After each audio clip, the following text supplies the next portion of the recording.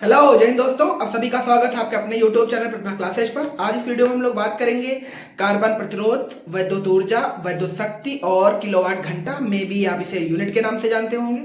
ये एक सारी क्लास हम पिछले ही क्लास में खत्म कर देते, जिसमें हमने गतिशीलता और अतिचालकता और मेजनर इफेक्ट पर बात की थी। बट कुछ टेक्निकल इशू के कारण उस आगे की क्लास में आवाज का थोड़ा इशू आ गया था, इसलिए वो क्लास कट कर दी गई थी। तो वो पिछले जो 8 मिनट की क्लास आई थी उसमें ये सारा क्लास कंप्लीट करना था, बट नहीं हो पाया था, है ना। तो इस क्लास में कंप्लीट कर लेते हैं, बने रहिए, अगले 20 मिनट समाप्त करते हैं, ठीक है ना। और इसके बाद हम लोग बात करेंगे इस चैप्टर के न्यूमेरिकल, जो मे भी कम से कम 2 पार्ट तो आपको जरूर कराए जाएंगे। फिर तीसरा जब पेपर का टाइम आएगा तब देखा जाएगा, ठीक है ना। तो चलिए शुरू करते हैं। जो पहला टॉपिक आज का अपना हुआ कार्बन प्रतिरोध।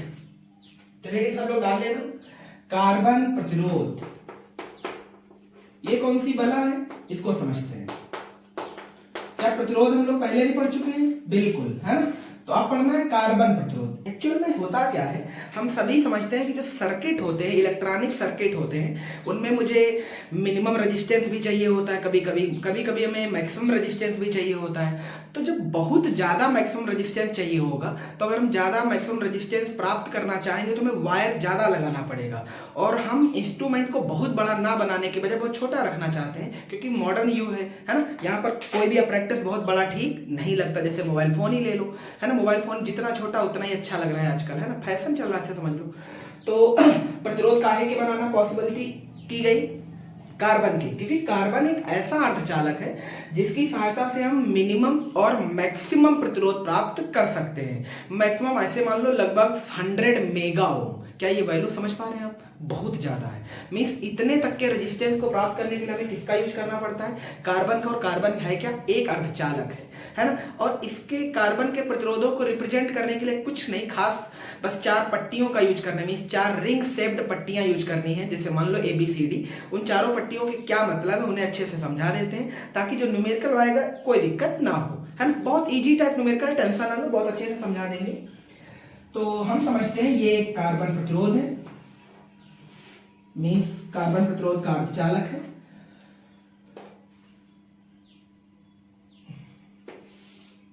और इस पर 4 हम पट्टियां बना देते हैं, है ना, अलग अलग रंग की, ताकि कोई दिक्कत ना हो। एक पट्टी रिंग शेप्ड है, 2 पट्टी, 3 पट्टियां और 4 पट्टियां, ठीक है ना। तो टोटल पट्टियां कितनी है, 4। चारों के एक बार नाम लिख देते हैं। ये पट्टी A है, ये B है, ये C है और ये पट्टी D है ना। तो कार्बन प्रतिरोध पर हमने 4 अलग अलग रंग की पट्टियां बनाई हैं, और इन पट्टियों का एक्चुअल में कुछ मतलब है। मींस ये पट्टियां कार्बन प्रतिरोध के मैग्नीट्यूड को दिखाती है। अब कैसे रिप्रेजेंट करती है वो चीज समझना है ध्यान से। तो शुरुआत की जो 2 पट्टियां हैं, मींस A और B, ये दिखाती है कार्बन प्रतिरोध के सार्थक अंकों को। किसे दिखाती है, कार्बन प्रतिरोध में जो अंक आते हैं ना, गिनतियां आएंगी, उनको रिप्रेजेंट करेंगे। कौन सी पट्टियां, A और B। ए और बी एक्चुअल सिंपल मतलब है कि 0 से लेकर 9 तक की कोई गिनती ली जाएगी। बी की जगह भी 0 से 9 तक की कोई गिनती ली जाएगी। बट बात करें अगर सी की, कौन सी पट्टी, सी की, तो सी एक्चुअल में इन अंकों के साथ गुणांक है। अरे गुणांक लिखा हुआ है ना, तो लिख देते हैं यहां पर, जो सी है वो क्या है, गुणांक है। और जो डी लिखा हुआ है इसे बोलते हैं सहनशीलता, टॉलरेंस, सहनशीलता, है ना। इन सभी का मतलब समझा देते हैं। तो जो इस पर कार्बन प्रतिरोध पर 4 पट्टियां अलग अलग देख पा रहे हैं, ABCD। शुरुआत की इसमें 2 पट्टियां किसको रिप्रेजेंट करती हैं, उनके सार्थक अंकों को। और C क्या रिप्रेजेंट करती है, उनके साथ गुणांक को, 10 की पावर 1 2 3, वो भी बता देंगे कैसे आता है। सहनशीलता, टॉलरेंस, D को रिप्रेजेंट करता है, ठीक है। अब क्वेश्चन ये है कि इसमें कलर कौन कौन से हैं। तो हम पहले इसका प्रतिरोध लिखना सिखाते हैं आपको। तो इसका प्रतिरोध ऐसे कुछ लिखा जाएगा, AB, है ना, into 10 to power C plus minus D। बस ये याद रखना। यानी ये जो हमने ABCD लिखा है उसको प्रतिरोध में लिखने का कुछ ये तरीका है। AB क्या है, कोई नंबर है, C क्या है, 10 का गुणांक है, और D क्या है, सहनशीलता, जो प्लस माइनस करके लिखा जाता है। अभी बता भी देंगे, जैसे गोल्ड के लिए प्लस माइनस 5 होता है, सिल्वर के लिए प्लस माइनस 10 होता है। अगर ये मान लो अनुपस्थित है या ये कलर नहीं लगा है, तब होगा प्लस माइनस 20, ठीक, ये याद रखना। अब क्वेश्चन ये है कि इस पर जो कलर पट्टियां लगाई गई वो कलर कौन कौन से हैं। तो कलर याद रखने का एक तरीका है, वो याद रखना अच्छे से। यहां पे लिख देते हैं बीबी, है रॉय, बीबी रॉय, मतलब बीबी रॉय, मतलब बीबी एक लड़का है, बीबी रॉय नाम का एक लड़का है, और जो ग्रेट है बीबी रॉय ग्रेट बॉय, बीबी रॉय ग्रेट बॉय, और very good wife, very good wife,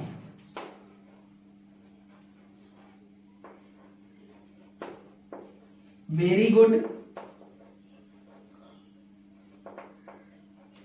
क्या यहां तक क्लियर है सभी को? एक बार देख लीजिए, दिख रहा है? गुड, बहुत बढ़िया, है ना। अब इसमें कलर एक बार काउंट कर लो, 1 2 3 4 5 6 7 8 9 10। तो जितने भी कैपिटल अक्षर आप लिखे देख पा रहे बोर्ड पर, वही कलर है। जैसे ये, और इसमें तो तीनों ही कलर लिखे हुए हैं, G B V G और W। कोई दिक्कत तो नहीं? ठीक। अब ध्यान से देखना, इसको मेरे ख्याल से यहां पे लिख देते हैं, एक चार टाइप बना लेना, रंग,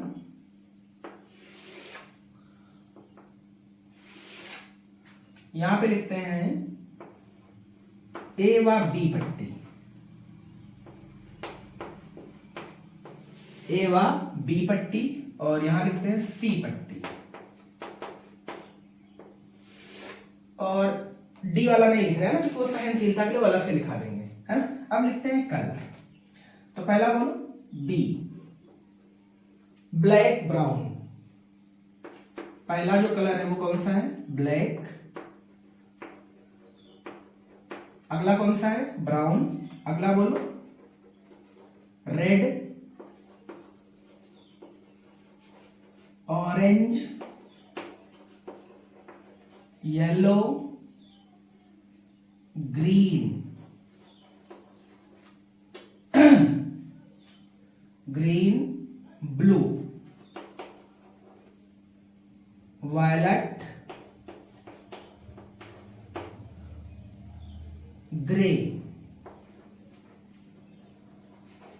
और व्हाइट। क्या सभी कलर बोर्ड पे सभी को दिख रहे हैं? बहुत बढ़िया, सभी को यहां तक दिख रहा है? एक बार कलर काउंट कर लीजिए, हो गए 10, 3 3 6 4 10, है ना।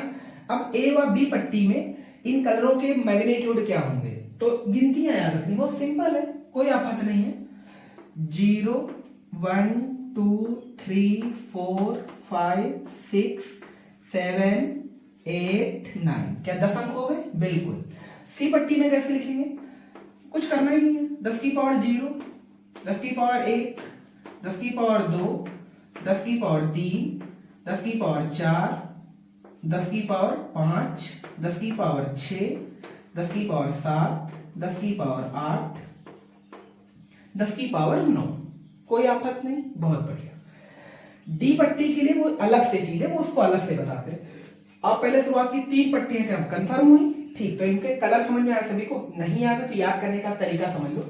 याद रखना है B B Roy great boy very good wife, ताकि आप ये नंबर याद रख पाए। ये नंबर फिक्स है, ये बात याद रखना बाबू। जैसे रेड के लिए कौन सा नंबर है? 3, है ना। सॉरी, रेड के लिए कौन सा नंबर है? 2।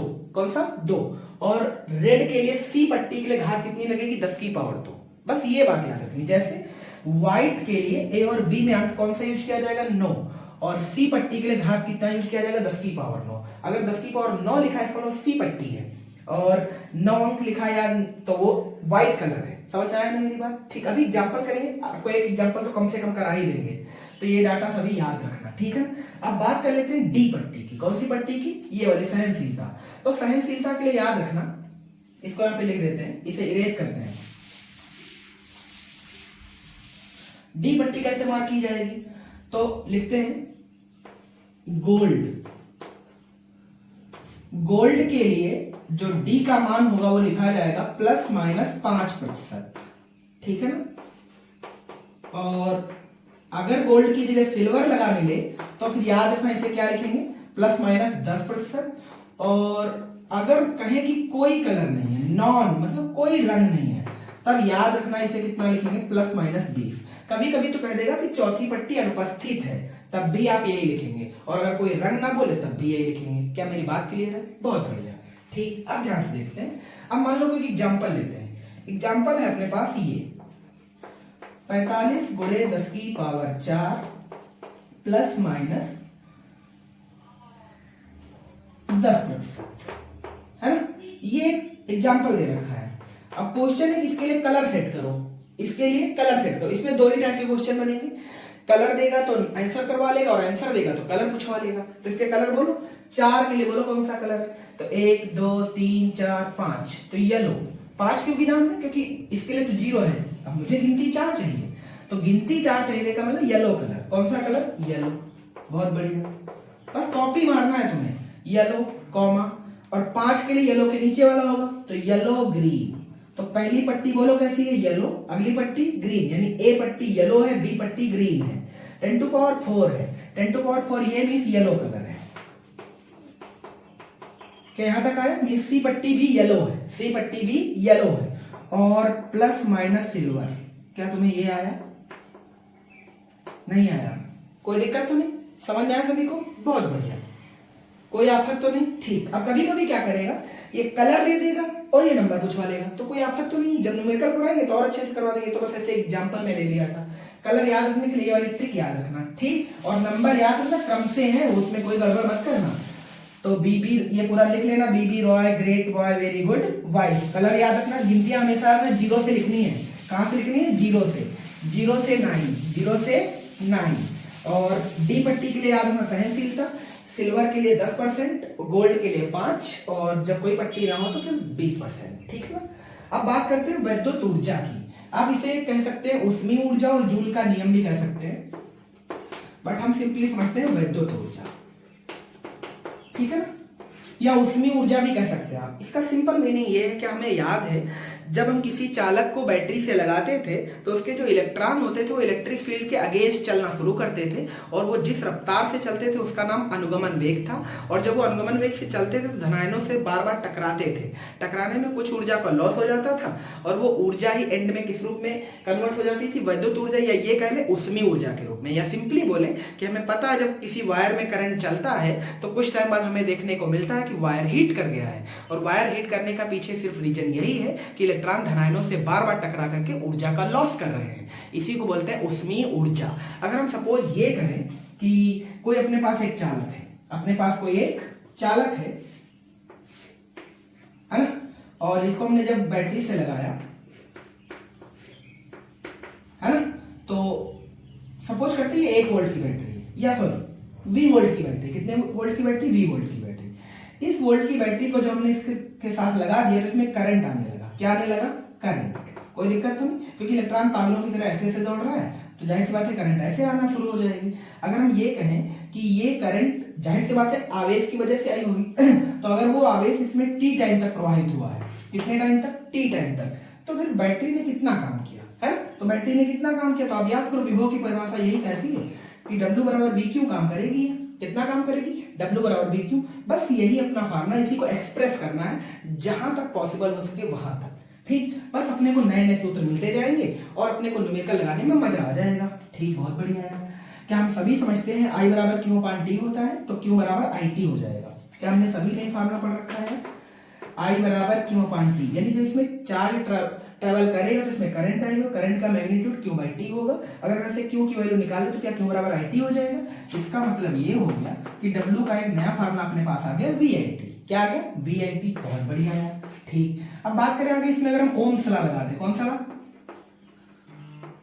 ओम्स लॉ, है ना। ओम्स लॉ आपको याद ही हो गया है, V बराबर IR, V बराबर IR, कैपिटल R बना लो, V बराबर IR, है ना। तो V की जगह बोलो क्या लिख ले? IR। तो फिर बोलो क्या लिखे W का फार्मूला? क्या W का फार्मूला हो जाएगा I का स्क्वायर हो जाएगा, एक नया formula I square RT, I square RT। अब चाहो तो आप इस I की जगह V का मान रखो या इस वाले I की जगह V का मान रखो, बात सेम ही है ना। चाहे यहाँ रख लो चाहे यहाँ रख लो, हम सपोज करते हैं यहाँ रख रहे हैं, है ना। तो फिर बोलो क्या लिखेंगे? W बराबर V को तो V पढ़ा रहने दो और I की यहाँ से मान निकाल दो, V अपान R आ जाएगा, V अपान R, और ये टी है ना, इसका मतलब फार्मूला आ जाएगा वी स्क्वायर टी बटे में क्या आर, कि ये फार्मूला डब्लू का है, ऑफकोर्स डब्लू का है, कोई दिक्कत तो नहीं। ठीक, अब क्या हम इनको इकट्ठे भी मार कर सकते हैं, बिल्कुल, मतलब हम ये लिख सकते हैं और ये जरूरत के हिसाब से इसे अप्लाई करेंगे।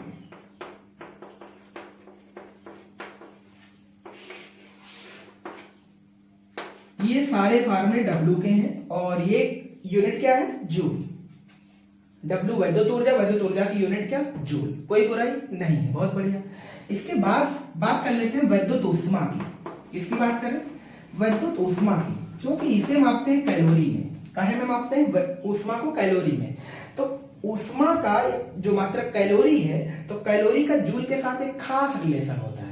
वो क्या होता है, अगर हम सपोज करें ऊष्मा को H से लिख लें, ऊष्मा को H से लिख लें, तो H का जो सिंपली फार्मूला है W/4.2 है। मतलब अगर हम ये जूल में लिखा है, ये काहे में लिखा है, जूल में, है ना, तो H बराबर W जूल में है और ये बटे 4.2, यानी हम जूल वाले मैग्नीट्यूड को 4.2 से डिवाइड कर दें, ये एक नंबर है, याद रखना खास करके इसे। और तो ये आंसर किस यूनिट में आ जाएगा, कैलोरी में। काहे में आ जाएगा, कैलोरी में। इसका मतलब साफ है कि जो फार्मूले W के हैं वही तो H के होंगे, बस अंतर इस बात का होगा कि बटे में 4.2 आ जाएगा। मतलब अगर हमें फार्मूला कैलोरी में निकालना हो तो हम लिख सकते हैं VQ बटे 4.2 बराबर VIT अपान 4.2 बराबर I स्क्वायर RT अपान 4.2 बराबर V स्क्वायर T अपान 4.2 R। क्या यहां तक समझ आया सभी को, कोई आफत नहीं है, बस ये सारे सूत्र याद करते चलना। आप कैसे बनाए जा रहे हैं, बहुत इजी तरीका है, कुछ किया ही नहीं हमने, बस नथिंग। अगर तुमने थोड़ी बहुत भी फिजिक्स में इंटरेस्ट दिखाया ना तो ये बहुत इजी काम है। इसका ना बाएं हाथ का खेल है, तो आपके बाएं हाथ का खेल है, समझ में आ गया नहीं। तो ये आंसर काहे में आ जाएगा, कैलोरी में। अभी तक ये काहे में था, जूल में, बट हमने जब जूल वाले मैग्नीट्यूड को 4.2 से भाग कर दिया तो आंसर काहे में आ गया, कैलोरी में। तो अगर तुम्हें कोई आंसर कैलोरी में आता हो, अगर जूल में कन्वर्ट करना हो, तो क्या हम 4.2 से गुणा करेंगे, ऑफ कोर्स कर लेंगे, कोई दिक्कत तो नहीं। ठीक, अब इसके बाद बात कर लेते हैं वैद्युत शक्ति की। इसकी बात करें, वैद्युत शक्ति की, है ना, और उसके बाद फिर बचेगा यूनिट। तो बहुत छोटी छोटी चीजें, इनको समझ लेते हैं, और इन फार्मूले इतने ज्यादा हैं कि मिलकर बहुत ज्यादा इन पे लगते हैं, ये याद रखना, ठीक है, इसीलिए इसको और पढ़ाया हमने। नेक्स्ट टॉपिक है अपना वैद्युत शक्ति, बोले तो इलेक्ट्रिक पावर, है ना। हम सभी समझते हैं पावर क्या होती है, तो किसी भी मशीन या व्यक्ति के काम करने की क्षमता को हम पावर बोलते हैं, मीन्स उसके अंदर कितना स्टेमिना है, कितनी पावर है। बट जब बात करें वैद्युत शक्ति की, तो सिंपल मतलब ये है कि किसी भी सर्किट में एकांक समय में कितनी वैद्युत ऊर्जा का लॉस किया जा रहा है, मीन्स कितनी वैद्युत ऊर्जा का क्षय किया जा रहा है, यूज किया जा रहा है, उसे बोलते हैं वैद्युत शक्ति। और वैद्युत शक्ति को हम P से डिनोट करते हैं, कहाँ से, P से।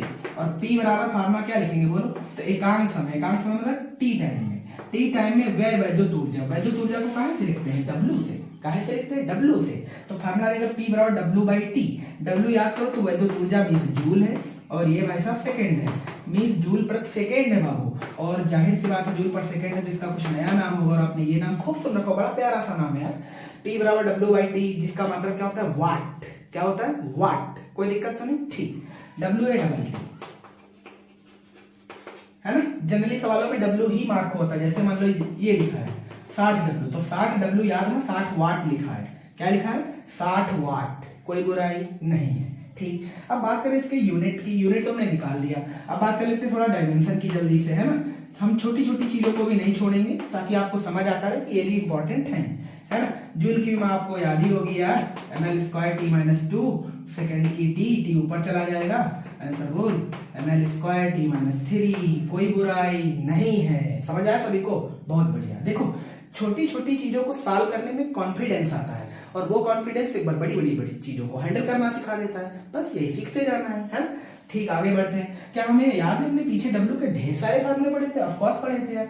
तो उन सारे फार्मूलों को यहाँ पुट करते जाइए। तो हम एक एक फार्मूला पढ़ते जाते हैं, अपना पीछे से आप देख लेना। क्या W का एक फार्मूला पीछे याद है, VIT, कौन सा था, VIT, तो T से T मर जाएगा, है ना। एक बार चलो लिख करके दिखा देते हैं। जैसे क्या एक फार्मूला ये याद है, VIT बटे T, तो T से T मर जाएगा, तो आंसर बोलो क्या जाएगा, P बराबर VI, P बराबर VI। क्या बात क्लियर है, बहुत बढ़िया। तो अब हर बार T आ रहा है तो T काटते जाइए। अगला फार्मूला था I²RT, W का फार्मूला I²RT, I²RT, टी से टी मर जाएगा तो टी से टी मर जाएगा, तो फिर ये क्यों लिखे इतना ज्यादा हम? तो सीधा सीधा आंसर लिखे ना यार, I square R, I square R, कोई बुराई नहीं है। क्या एक फॉर्मूला और पढ़ा था हमने, वी स्क्वायर टी बटे आर, वी स्क्वायर टी बटे आर, टी से टी मर जाएगा तो फिर वो क्या आ जाएगा, वी स्क्वायर बटे आर, वी स्क्वायर बटे आर। कोई समस्या नहीं है। क्या पी का रिलेशन आर के साथ विष्णु अनुपात में है? ऑफ कोर्स है, कोई आफत तो नहीं, गुड, ठीक। अब एक लास्ट रीडिंग है जिसको हम कहते हैं किलोवाट घंटा, या आप उसे यूनिट कहते हैं। क्या कहते हैं? यूनिट, है ना। और ये सिंपली है क्या, जो हमारे घरों में बिल वगैरह आते हैं ना, उसको मापने का एक यूनिट है। तो हम आपको बता दें, विद्युत ऊर्जा को तो हम जूल में मापते हैं। काहे में मापते हैं? जूल में। बट जूल में हम कभी कहते हैं हमारे घर में जो बिल आया वो इतने जूल आया है, क्योंकि वो जूल बहुत छोटा यूनिट है, और छोटा यूनिट के चक्कर में पता है हजारों लाखों की संख्या में जूल बताने पड़ेंगे। जैसे अभी बता देंगे, प्रूफ भी आएगा, एक जूल में पता है, सॉरी एक यूनिट में इतने जूल होते हैं बाबू।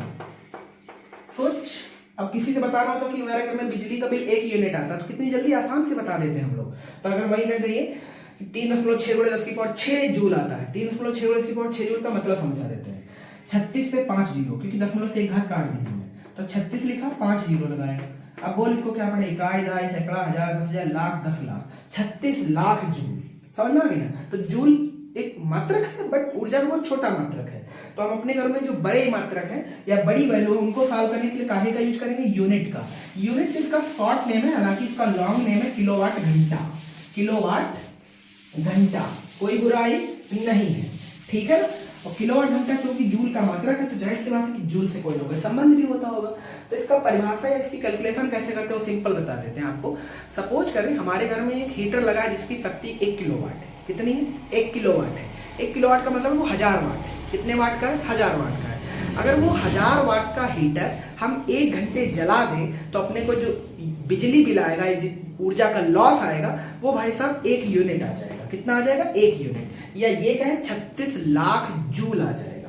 क्या बात क्लियर है? बस इसी को कहते हैं विद्युत ऊर्जा, है ना। तो विद्युत ऊर्जा का एक्चुअल में जो किलोवाट घंटा नाम की चीज सुन रहे हैं आप, ये मात्रक है। क्या है? मात्रक, जो कि थोड़ा बड़ा मात्रक है। और बड़ा मात्रक क्यों यूज किया जाता है? क्योंकि छोटी यूनिट में बताने में बहुत लंबा टाइम लग जाएगा। जैसे अगर हम कहें कि आपके कोचिंग से घर की दूरी 5 किलोमीटर है, 5 किलोमीटर बोलना बड़ा आसान है, पर वहीं अगर हम तुमसे कहें कि 5000 मीटर है तो थोड़ा सा ऑड लगेगा। और अगर हम इसे सेंटीमीटर में कन्वर्ट करके बाबू ले जाए तो बहुत लंबा चला जाएगा।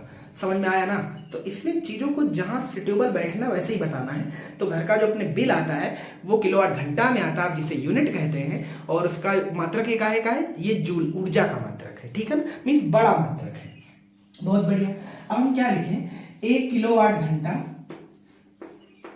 इसे ये पढ़ना, ऐसे लिखा जाता है 1 किलोवाट घंटा या यूनिट। एक्चुअल में जो यूनिट लिखा है ये एक्चुअल में बीटीयू का शॉर्ट फॉर्म है।